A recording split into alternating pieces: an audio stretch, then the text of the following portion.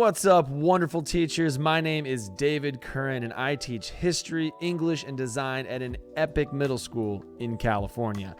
What you're looking at here is a FigJam template I made to help you and your students get started with this awesome tool. And I designed this with the assumption that none of your students, and probably not even you, have ever used FigJam.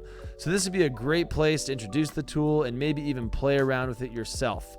Basically, FigJam is a collaborative online whiteboarding tool that allows users to create and collaborate in real time. Think like multiplayer Jamboard, like on steroids.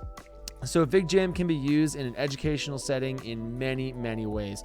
I use it in a lot of collaborative brainstorming, mind mapping, where students can work together to generate ideas, map out concepts, and organize their thoughts in a visual manner.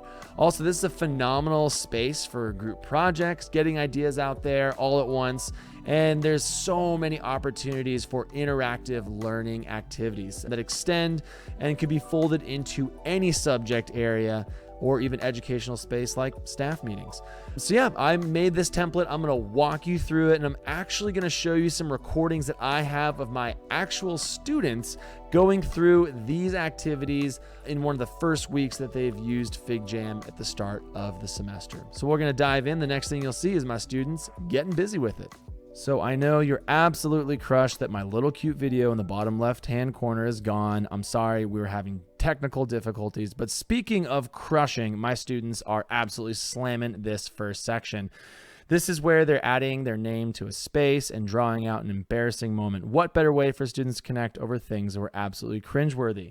This is also a time and space to let them practice using the pen tool, and even this feature that you see Aurora doing right now, which is cursor chat, where students can go ahead and they can ask questions using the cursor, which is pretty gosh darn awesome. Hello from the bottom corner, just had to jump in here real quick and share that you'll see that on the video that you're about to watch, there is this Sketch It activity, but in the template it's not there. The reason for this is the sketched activity didn't work at all. So the next activity that you'll be seeing is this Connect 4 activity, where kids are practicing playing a game in real time using some very collaborative features, using cursor chat, using emotes, and again, all kind of the tips and tricks are down below for them to learn things and utilize those features in FigJam. So something else that I was actually surprised by was my students' use of emotes, and you'll see those emotes right now. It's those emoji-like looking things. It's kind of a reaction or an emotional reaction to something. So you'll see that William's doing a cursor chat and then Finn is responding with emotes. Now I'm seeing a lot of students, especially my students that maybe shy away from group conversations or shy away from adding to discussions in small group time. They're kind of using their voice differently when working on FigJam, and in a way that's actually giving them more access to speak up. They're using these emotes, they're having conversations about it. So what I'm finding is while using FigJam, some of my students who tend to be a little bit more quiet are actually being quite loud on this FigJam template and in these activities, which I just was surprised by. I didn't really expect that. Next up, we got some cool voting features in FigJam. As teachers, we use data all the time. We're collecting answers, we're taking Google Forms, and I think it's really cool that FigJam allows for students to, in a live session and in real time, see the answers of their group members. So these questions are pretty ridiculous. Like the first one is, water is wet. And you'll see that students are starting to already bond over it. They're giving high fives, they're having fun. But what's nice about this is students are voting anonymously. So they don't have to feel like they're going to be judged right away. They can share their thoughts. They can be a little bit more open, and you can actually hide the results by that tab. You'll see the emotes are going off. Students are shocked by some of the results, and it's just a really fun and collaborative way for students to get an idea or maybe a pulse on how their group is doing. Yeah, so in these questions, they're just ridiculous and hilarious, but students love bonding over them, kind of picking, at each other's arguments as to why pineapple does or does not belong on pizza. Some pretty low stake discussions here, but I think what's really rad is for students to be able to see their thoughts and responses pretty quickly, just displayed on these lines of do you strongly agree or do you strongly disagree? And this could be used, students, if they're down the road using a FigJam in a collaborative project, if they're trying to make a decision or get consensus for their team to move forward, they could make a question that's actually a little bit more constructive to move things along in their project. So this is a great activity for students to see the power of voting in FigJam. Also, speaking of voting, on this next activity, students are just answering poll questions. So this kind of gives students immediate feedback on data, how their group is maybe doing on something. For this one, they're just answering questions on what's your favorite activity in this so far? What was your least favorite activity? There's a ridiculous question on, do straws have 2 or 1 holes? Some students have lost friendships over this question. Not really, but the arguments get very heated in my class.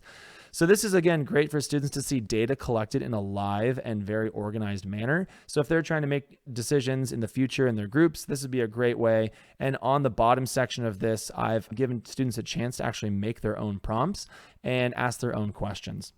Now, this one you're seeing is a class favorite. This is where they are taking this drawing of a city and they are adding their own flavor and fun to it. So I'm actually going to jump ahead in just a second and you'll see what this group did and how crazy they got as they move further along in this section. So we got some cats on the roof, we got some aliens in the house on the left, and it's just a really fun space for kids to, again, practice the pen tool, practice collaboration, like, hey, what are you drawing? How could I add to it? Hey, you have a yellow cat on that roof. Can I draw a blue cat? I'm seeing a lot of students talking during this and having conversations that are just really fun and really productive. This one is one of my favorites. Students are practicing using comments in FigJam. Comments are a great way to add your thoughts, to resolve problems.